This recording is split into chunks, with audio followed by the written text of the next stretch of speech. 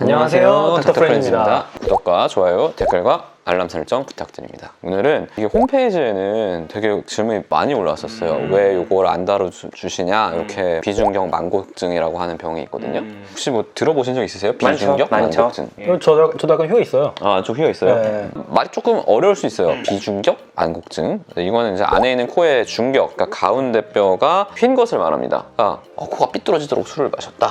뭐 이럴 때 코가 휜 거예요, 안에가. 그렇죠. 네. 우리나라 사람이 술을 많이 먹잖아요. 네. 그래서 그런지 모르겠는데 연구에 따라 다르지만 10명에서 6명, 10명에서 7명이 휘어있다 이런 보고도 있습니다. 굉장히 흔한 병이에요, 사실. 생각보다. 비염 같은 게 있으면 휘나요? 그거에 아직까지 원인을 아주 명확하게 알진 못해요. 아, 그래 왜 휘었는지? 근데 제가 이제 1년차 때는 이제 경험도 없고 공부도 사실 아직 부족하니까 비중격 만곡증으로 오는 환자분이 있으면 항상 물어봤었거든요. 혹시 뭐 어렸을 때 코 부러진 적 있으세요?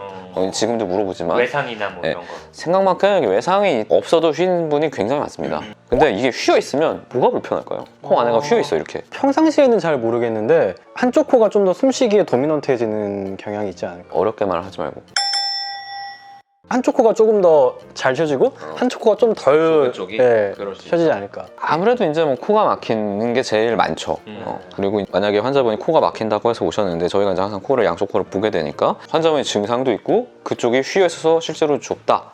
그러면 일단 약물 치료를 좀 해봐요, 저희가. 그리고 뭐 스프레이를 뿌려보기도 하고. 왜냐면 이게 꼭 휘어 있다고 해서 막히는 게 아니라 뭐 비염이나 어떤 다른 질환이 있어서 그럴 수 있기 때문에 해봤는데 이제 효과가 없고 계속 한쪽만 막혀 있다. 그러면 이제 수술을 저희가 권유를 하게 됩니다. 근데 어떤 환자분들은 수술하고 나서 우리는 더 기가 막히게 폈어요. 근데 만족도가 거의 없는 경우도 있어요. 부어서 코가 막힌다는 거는 점막이 붓는다는 개념이 좀 있어가지고 이것도 있을 수 있죠. 그래서 그런 거 아닐까? 이게 사실 되게 간단한 문제인데 이제 제가 이제 레지던트 시절에 이게 너무 궁금한 거예요. 그래서 제가 교수님한테 가서 펴줬어도 안 되냐? 비포 애프터 보면은 막 너무 좋아졌는데 왜 환자분들의 주관적인 만족도가 좀 떨어지는 사람이 있을까요? 이게 혹시 수술 만족도에 어떤 게 영향을 미칠 수 있을까? 이거 너무 궁금해서 이제 교수님이 얘기 들어보시더니 한번 해봐. 그래서 이제 그 연구를 해본 적이 있어요. 2013년에 이제 학회에서 발표를 했었는데 처음에는 당연히 저 의사니까 제가 본 객관적인 휜 정도가 이제 이 환자의 수술 후 만족도에 가장 영향을 많이 미칠 거다라고 생각을 했어요. 잘 많이 휘어 있을수록 많이 펴지니까 수술 후에 좋아질 거라고 생각을 했는데 막상 해보니까 수술 전에 객관적인 거는 크게 상관이 없고요. 내가 많이 불편했으면 수술 후에 만족도가 높더라고요. 불편했던 사람은 좋아지는데 안 불편했던 사람들은 그대로다. 그러니까 이게 이렇게 생각하면 돼요. 의사가 봤을 때는 너무 많이 휘었어. 그래서 너무 불편할 것 같아. 근데 환자분 나 잘 모르겠는데요? 이러면 사실은 수술할 이유가 많이 없습니다.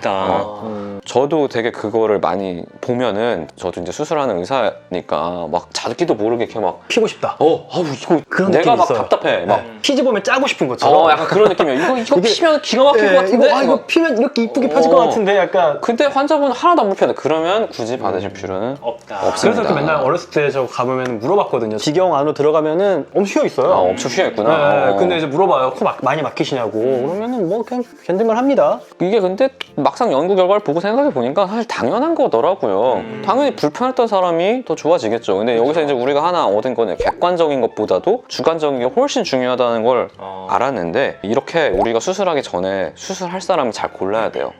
요걸 이제 수술 적응증이라고 하는데 이 수술에 또 다른 적응증은 뭐가 있을까요? 뼈가 휘어 있으면 또 어떤 증상이 있을 수 있을까? 이건 이비인후과 의사면 모를 것 같아요. 어떤 게 있을까요? 이비인후과 의사 아니면 모르는 증상. 모를 거예요. 이거는 아마 한 번도 생각해 본 적이 없을 겁니다. 모르겠죠? 쪽에 암 같은 게 생기진 않을 것 같아요. 그러진 않죠. 네. 코가 휘어 있다고 그럴 수는 없고 비중격 만곡증이 너무 심해서 한쪽 코 외벽에 이렇게 한쪽 코 벽에 이게 이스케미아? 다 있으면은 이 바깥쪽으로 가는 감각신경을 얘가 눌러요. 그래서 안면통이나 두통이 생길 수 있습니다. 엄청 심하신 진짜 분들이겠네요. 그거는 뭐 그러면. 거의 한쪽 콧구멍이 근데 막혔어야 이거는 되네. 뭐 약을 쓰고 뭘 해도 잘 해결이 안 되고 그쵸, 약을 그쵸. 먹으면 당연히 그땐 좋아지지만 계속 재발을 하고 그리고 뭐 머리 쪽으로 검사를 했는데도 원인도 없고 뭐 축농증도 없어. 근데 보니까는 뭐 이렇게 다 있다. 그런 경우에 3차 신경에 이제 두 번째 가지가 보통 이렇게 눌리는데 그거 이렇게 해결을 해주면은 그 두통이 기가 막히게 없어집니다. 이건 몰랐죠? 몰랐어요. 사실 저도 뭐 이비인후과 하기 전에 전혀 몰랐으니까. 이게 고산병 그런 기전 중에 하나 중에도 3차 신경을 건드리는 그런 게 있는데 3차 신경이 생각보다 증상이 되게 다양해요.